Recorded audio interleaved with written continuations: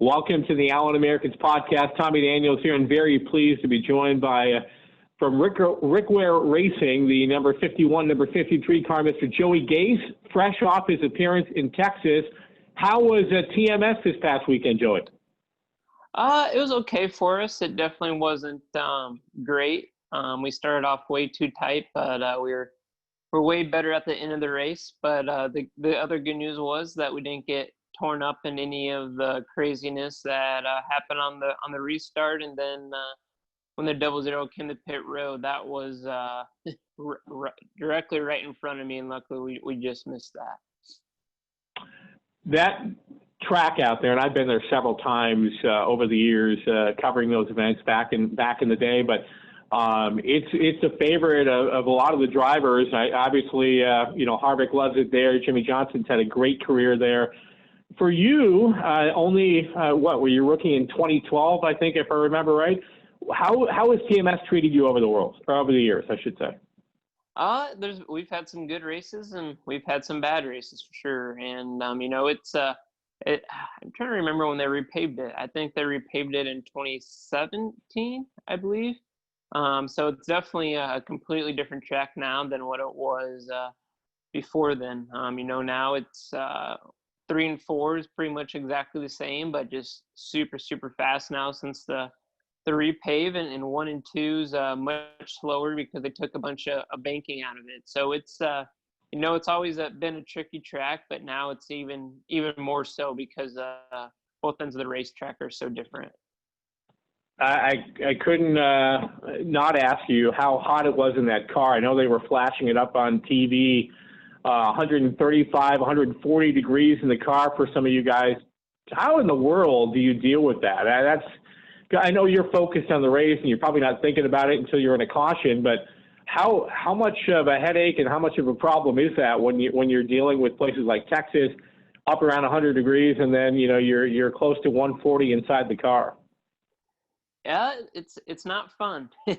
That's for sure. But luckily our Red Rock car for the weekend, the primary color was white, so that definitely helped a little bit. It was much better than having a black race car, that's for sure. But luckily, I have a great partnership with Rennie Technologies, and they make a bunch of cooling and heating equipment for military to keep those guys cool when they're up in the jets or out in the middle of the desert. And it's literally a t-shirt you basically wear that has a bunch of water lines that runs through it, and it pumps cold water through you the whole race. So that's something that I started to use last year, and it's definitely something that's a lifesaver for sure. It definitely keeps your whole, it cools your heart, so it really helps your entire body. And then we have an AC unit that goes to your helmet. But even with all of that, it's still not cold in there by any means, and the rest of your body's hot. And in Martinsville, I guess probably a little over a month ago now, I actually got a 3rd-degree burn on my foot. So it's that's something we're always dealing with is the heat and trying to stay cool.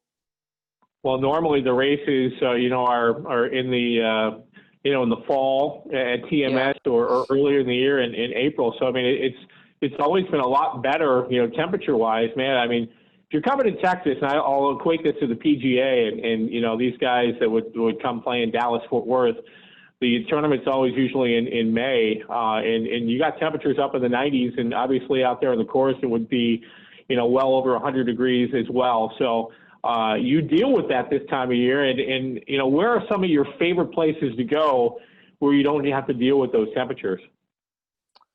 It's in the U.S. normally you never know when or where you're going to deal with the temperatures. I'm from Iowa, and it can be -40 here in the winter, and it can be over 100 degrees in the summer, so you just never know. But my favorite tracks are definitely going to be Iowa Speedway, Richmond, and Phoenix, and then Daytona and Talladega.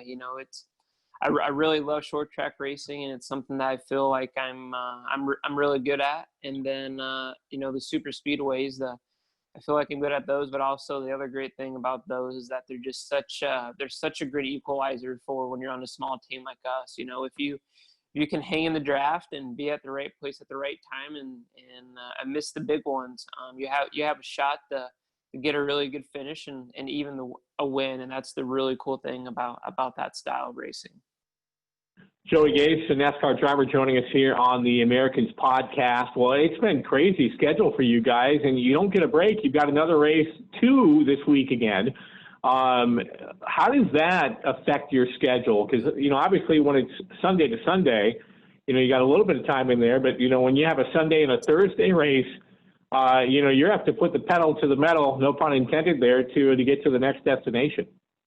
Yeah, it's definitely, tough for sure. But it's, the one thing that's helped as far as that goes is that we're really at the racetrack still actually less than, we would be in a normal schedule. We have to travel more since we're doing more racetracks and, multiple races throughout the week. Like you said, we just raced Sunday, and now we're racing in Kansas in our Page Construction car. So it's a lot of travel and a lot of turnaround for guys getting that many race cars, or even if we're using the same race car, getting that turnaround and back ready to go race again. But without having practice or qualifying, at least, we're only at the racetrack on race day. So it's definitely strange getting used to that. And they actually, I think it was just yesterday, NASCAR announced it's going to stay that way for the remainder of the season. So we'll just continue to show up and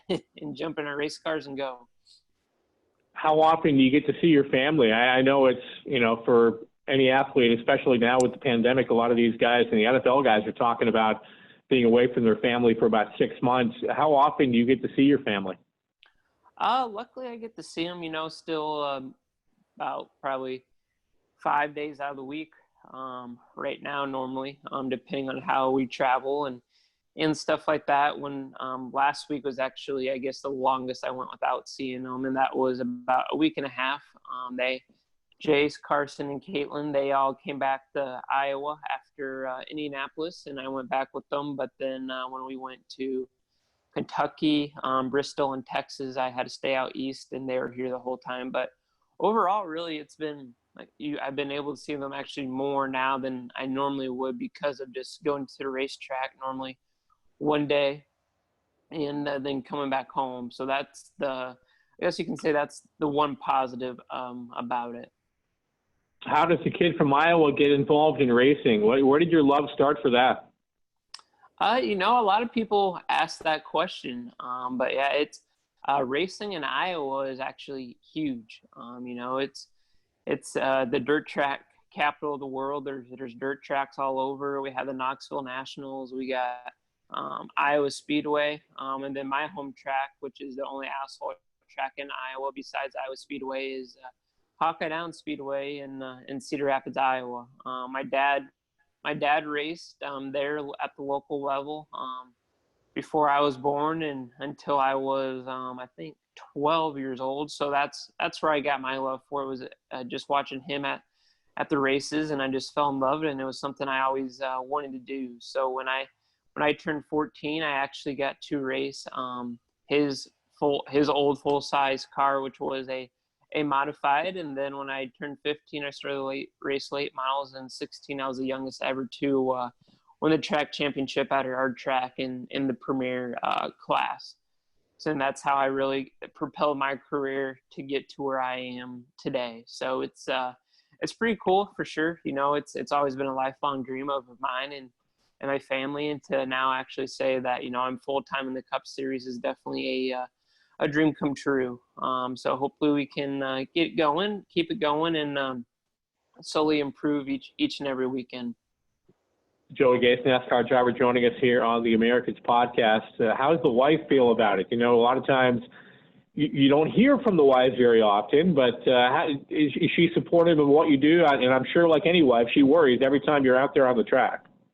Yeah, she's definitely supportive, and and that was one thing I told her when we first started to talk. Is that for this to work, this is something I'm going to do for as long as I can, and this is a dream of mine. And she was always more than happy to support me, and she wasn't she wasn't ever really a race fan before, but since she met me, she's just as big of a race fan as I am. So it's pretty cool. Even when I'm not racing, in the truck or Xfinity race, she always wants to turn on and watch it. So it's pretty cool to see how big of a fan she is now as well of racing in NASCAR. Well, we're a minor league hockey team, and I got to ask you, are you a hockey fan at all? Did you follow the game at all growing up? And coincidentally, we're affiliated with the Minnesota Wild, and their AHL team is the Iowa Wild. So give us your background. Are you a hockey fan at all, Joey? I would say moderately.